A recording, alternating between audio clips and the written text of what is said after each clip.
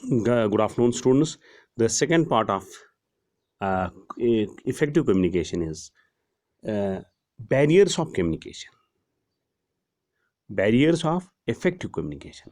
There are psychological barriers are there, language barriers are there, technical barriers are there, cultural barriers are there, land levels of understanding, comfort level, bias, and prejudices. So these are the five main barriers of effective communication. So we'll be discussing uh, just stress and out of control emotions. When a person is when you are stressed or emotionally overwhelmed, you are more likely to misread other people, send confusing or off-putting non-verbal signals, and lapse into healthy knee-jerk patterns of behavior. To avoid conflict and misunderstandings, you can learn how to quickly calm down before continuing a conversation. Next is lack of focus. These both things are coming in psychological barriers. Lack of focus. You cannot communicate effectively when you are multitasking. If you are checking your phone, planning what you are going to say next, or daydreaming, you are almost certain to avoid distraction and stress. So, if you want to communicate something, you should be focused on that. You should be focused to the person whom you are going to communicate. It's not like that ki you are just playing with your phone or making calls and you are just going to communicate to other person, or you are doing multitasking job. One side you are doing some job, and on the other hand you are talking on the phone, or you are talking directly to the person. So that is again a barrier to the communication. Inconsistent body language. So if non-verbal communication should reinforce what is being said, non-contradicted, no, not contradicted. If you say one thing but your body language says something else, your listener will likely feel that you are being dishonest. For example, you cannot say yes while shaking your head no. So your body language should match with your verbal language. If you are saying yes, so your the reaction of your head or the shaking of your head should also say yes. If you are saying that I'm happy, but it should be predicted from your face that you are happy. If you got angry, you are using the angry words, it should be visible from your face. Negative body language. If you disagree with or dislike what is being said, you might use negative body language to rebuff the other person's message, such as crossing your arms, avoiding eye contact, or tapping your feet. You don't have to agree with or even like what is being said, but to communicate effectively and not put the other person on the defensive, it is important to avoid sending negative signals.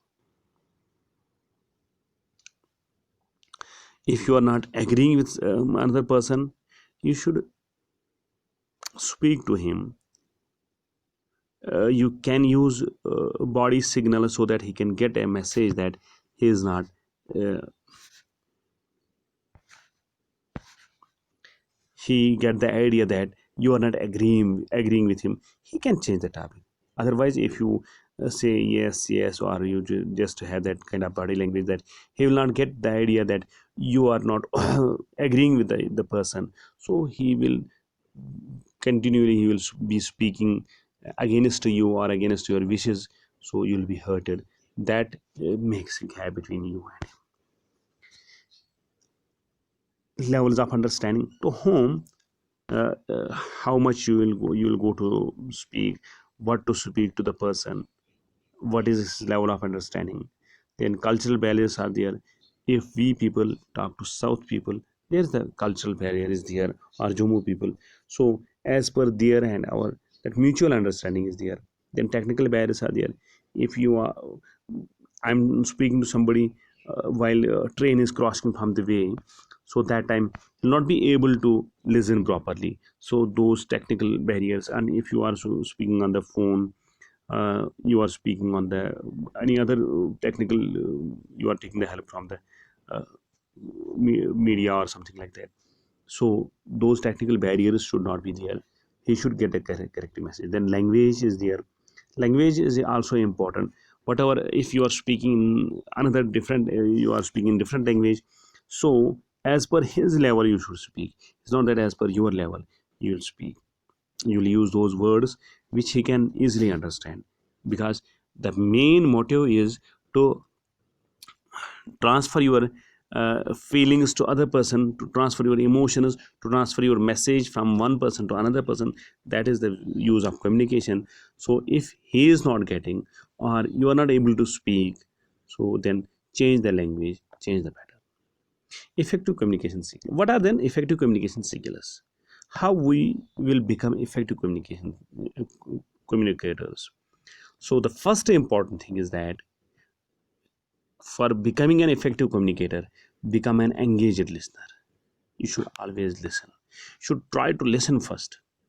When you communicating with others, we often focus on what we should say. However, effective communication is less about talking and more about listening. So in effective communication, we'll listen more and speak less. Listening well means not just understanding the words or the information being communicated, but also understanding the emotions the speaker is trying to convey. It includes not only the words but the emotions also of the speaker. There's a big difference between engaged listening and simple hearing. When you really listen, when you are engaged with what is being said, you will hear the subtle intonations in someone's voice that tell. So if you really listen, one is simply hearing and another is engaged listening. So if you are listening, so you are completely listening to him, through your body, through your senses, you are listening to him. If you are hearing, then you are just getting the voice of the person. That is the only thing. You are not worried about his emotions, you are not worried about his physical that movements. The second important skill is pay attention to non-verbal signals. One is verbal signal, verbal speaking, whatever he is speaking. Then next is non-verbal signals. So while communicating, we are using often using these non-verbal verbal signals. So we should pay attention to these non-verbal signals.